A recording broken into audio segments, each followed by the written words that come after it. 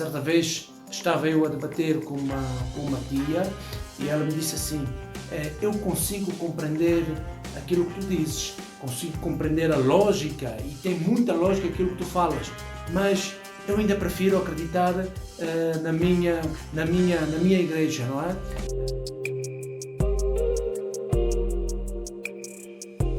Sejam todos bem-vindos para mais um vídeo. Hoje vamos continuar com o estudo do livro Evangelho segundo o Espiritismo e vamos dar a nova era. Neste estudo, a nova era, nós vamos dividir em três partes, tá? Porque tem três comunicações e vamos começar pela primeira, vamos fazer a primeira comunicação, depois na próxima semana a segunda comunicação e na outra semana a terceira comunicação, para que o vídeo não fique extremamente longo e depois não assistem até o final, não é? Então vamos dividir isso por três partes. Antes de começarmos de imediato para o vídeo, vamos primeiro para a nossa vinheta.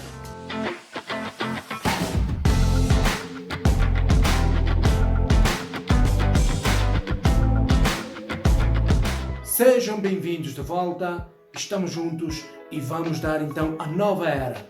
Neste primeiro vídeo nós vamos dar uma comunicação do espírito israelita. É a primeira comunicação que aparece no Evangelho segundo o Espiritismo. A primeira comunicação é de um espírito israelita em Mulhouse, 1861.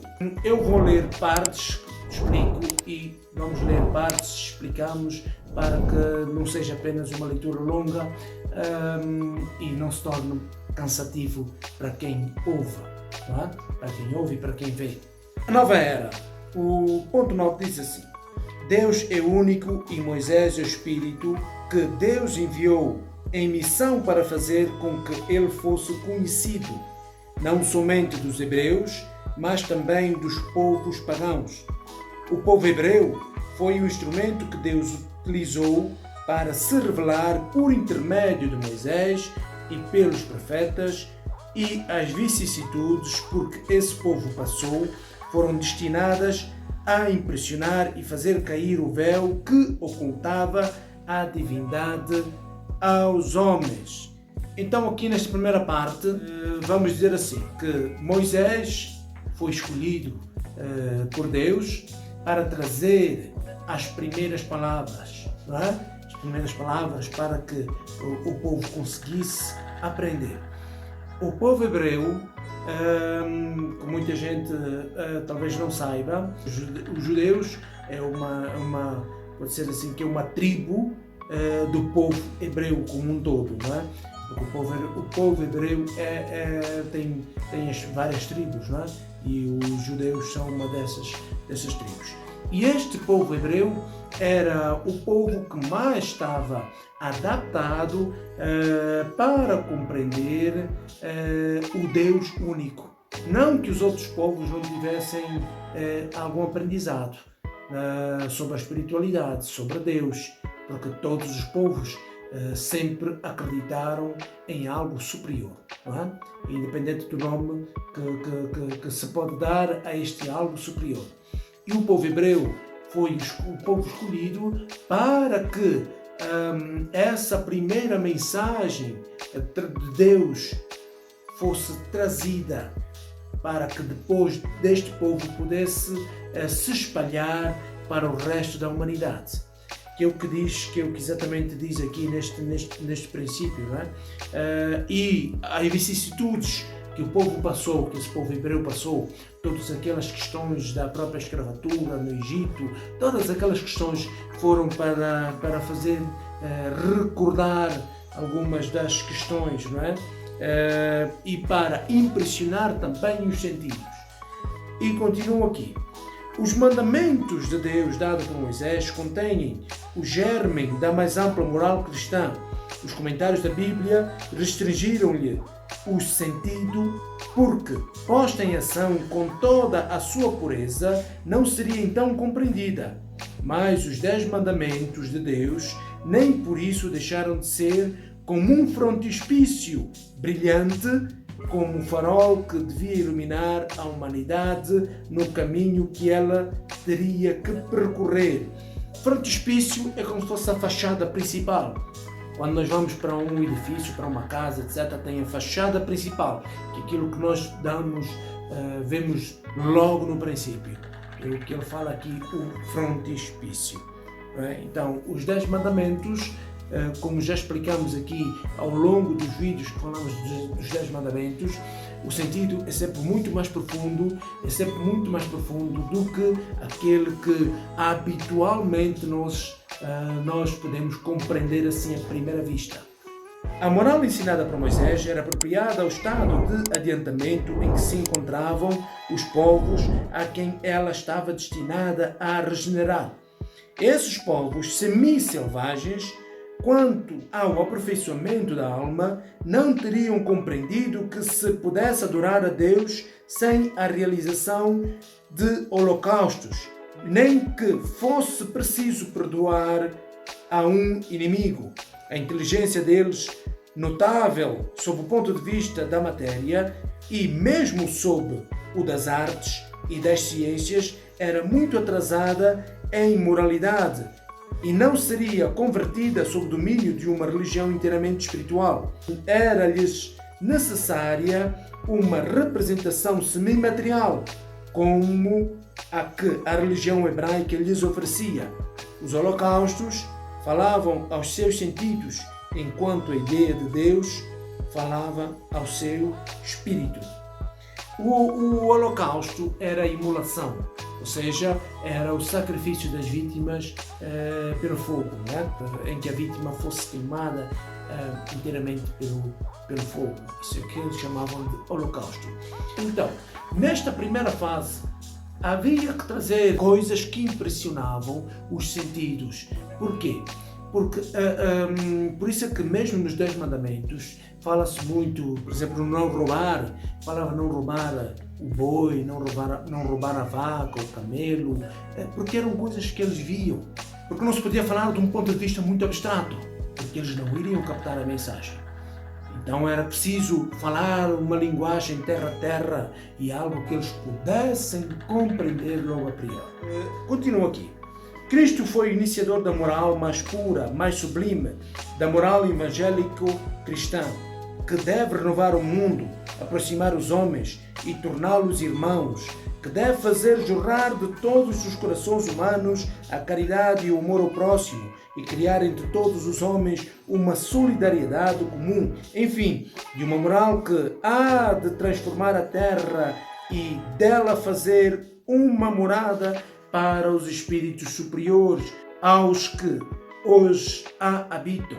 É a lei do progresso a qual a natureza está submetida, que se cumpre, e o espiritismo é a alavanca da qual Deus se utiliza para fazer a humanidade avançar. Então, como falamos também nos vídeos anteriores e temos falado ao longo deste tempo, assim como o espírito evolui, a Terra também evolui. E se os espíritos evoluem, toda a massa pensante do planeta também tem uma nova forma de pensamento, porque se todos evoluem para um novo patamar, toda essa massa populacional também evolui na sua forma de pensar.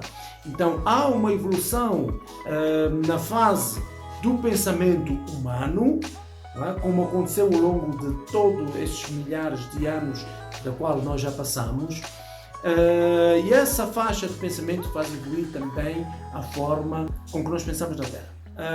O planeta em si também vai evoluir. À medida que o planeta vai evoluir, algumas das vicissitudes a qual nós passamos, algumas das intempéries, como estes terremotos, estes vulcões, etc., eles também vão desaparecendo pouco a pouco, vão diminuindo. Isto acontece por quê? Porque o nosso planeta ainda é muito novo, é muito jovem, e nós ainda só estamos a passar agora, nessa fase de transição, para o terceiro degrau, porque já fomos primitivos, estamos ainda em provas e expiação e estamos prestes a dar um salto para um planeta de regeneração. E da mesma forma, quando nós chegarmos a ser um planeta puro, um planeta celeste, aí será a morada dos espíritos superiores e a Terra vai chegar até lá. São chegados tempos em que as ideias morais devem se desenvolver para que se realizem os progressos que estão nos desígnios de Deus. Elas devem seguir o mesmo caminho que as ideias de liberdade percorreram e que foram suas precursoras. Não se creia, porém, que esse desenvolvimento se fará sem lutas. Não. Elas precisam, para chegar à maturidade, de abalos e de discussões, a fim de que chamem a atenção das massas. Uma vez despertada essa atenção, a beleza e a santidade moral irão impressionar os espíritos e eles se ligarão a uma ciência que lhes dará a chave da vida futura e lhes abrirá as portas da felicidade eterna. Moisés abriu o caminho, Jesus continuou a obra, o Espiritismo irá concluí-la. Um espírito israelita, Mulhouse, 1861. E aqui na nota tradução diz que trata-se do Sr. Edouard Perrier, parente do médium Rodolfo de Mulhouse. Então aqui estamos a ver que não existe nenhuma ideia que se imponha sem que que travem algumas lutas. Porque para toda ideia nova atravessar, se impor ao status quo em que uma sociedade está habituada, esta mesma ideia precisa de ser forte e firme, mas para isso precisa de enfrentar os seus contraditores. Porque há muitas pessoas que entendem aquilo que nós aqui falamos, elas conseguem perceber a lógica, mas elas não aceitam. Porquê? Porque não querem abdicar do conforto das crenças que ao longo dos anos tiveram. E isso é natural. Certa vez estava eu a debater com uma tia e ela me disse assim: eu consigo compreender aquilo que tu dizes, consigo compreender a lógica e tem muita lógica aquilo que tu falas, mas eu ainda prefiro acreditar na minha igreja, não é? Ela conseguia compreender, sabia que tinha lógica aquilo que eu falava, mas ela preferia ter o conforto da sua igreja. E isto acontece com muita gente. Então, não vai ser diferente com a doutrina espírita. A doutrina espírita, ela estará ali a enfrentar mesmo os grandes tubarões que ao longo do caminho foram construindo e hoje veem-se obrigados a refazer as suas ideias, e isso talvez não é confortável para muita gente. Assim foi este primeiro vídeo de 3 vídeos, não é? A nova era, e hoje aqui falamos apenas da comunicação de um espírito israelita, e no próximo falaremos das outras. Muito obrigado. Se ainda não é inscrito, se inscreva, estamos juntos. Fique aí presente para ver os outros vídeos, veja aí a playlist, os vídeos sugeridos. Estamos juntos aqui. Até uma próxima. Fui!